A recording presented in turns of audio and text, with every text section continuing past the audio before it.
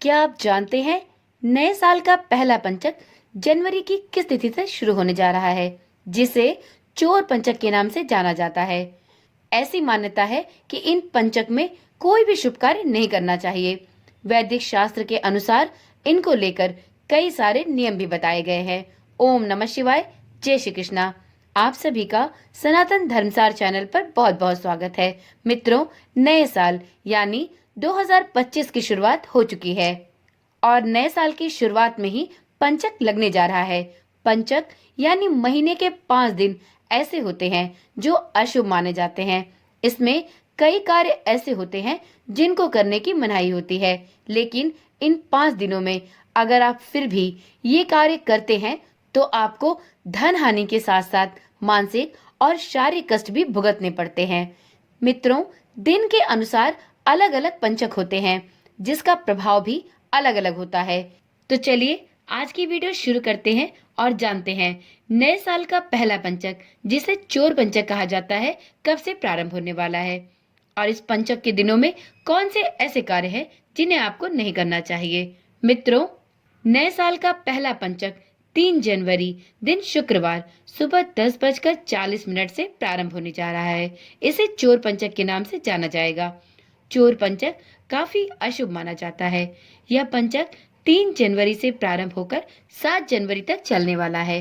इन 5 दिनों में कोई भी शुभ कार्य भूल कर भी नहीं करना चाहिए। इससे जीवन में नकारात्मक प्रभाव पड़ते हैं।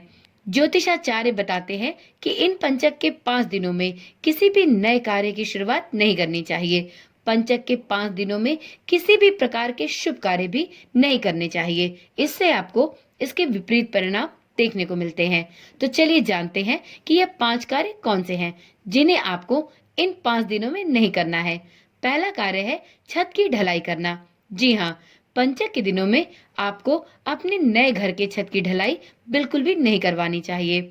इससे घर में नकारात्मक ऊर्जा का संचार हो सकता है और यदि आपका नया घर बन भी जाए तो भी आपको इस घर से संबंधित अनेकों परेशानियां लगी रहेंगी। तो इसलिए इन पंचक के 5 दिनों में आप अपने घर के छत की ढलाई ना कराएं। अगला कार्य है किसी से धन का लेन देन करना। जी हाँ, पंचक के 5 दिनों में धन का लेन देन भी शुभ नहीं होता है। यदि आप पंचक के इन 5 दिनों में धन का लेन देन करते हैं तो आपको आर्थिक हानि का सामना भी करना पड़ सकता है।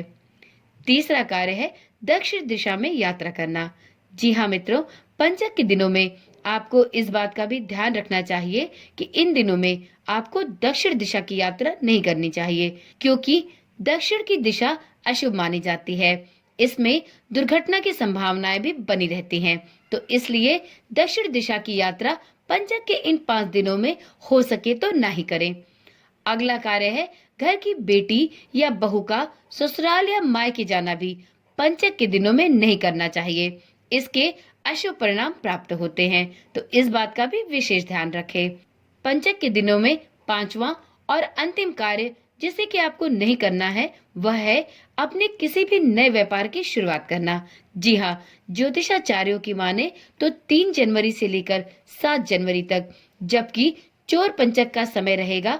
इस समय में किसी भी नए कार्य या व्यापार की शुरुआत ना ही करें तो वो बेहतर होगा। यदि आप पंचक के इन 5 दिनों में किसी भी व्यापार की शुरुआत कर लेते हैं तो वह स्थायी तौर पर आपको सुख समृद्धि और धन का लाभ नहीं दे सकेगा। तो इसलिए पंचक के इन 5 दिनों में आप इन 5 कार्यों को करने से बचकर रहें। यदि वीडियो पसंद आई हो तो वीडियो को एक लाइक अवश्य दें और इसी प्रकार की जानकारी वाली वीडियो देखने के लिए चैनल के साथ जुड़े रहें। तो चलिए फिर मिलते हैं एक ऐसी ही नई और जानकारी वाली वीडियो के साथ। तब तक के लिए ओम नमः शिवाय। जय श्री कृष्णा। राधे राधे।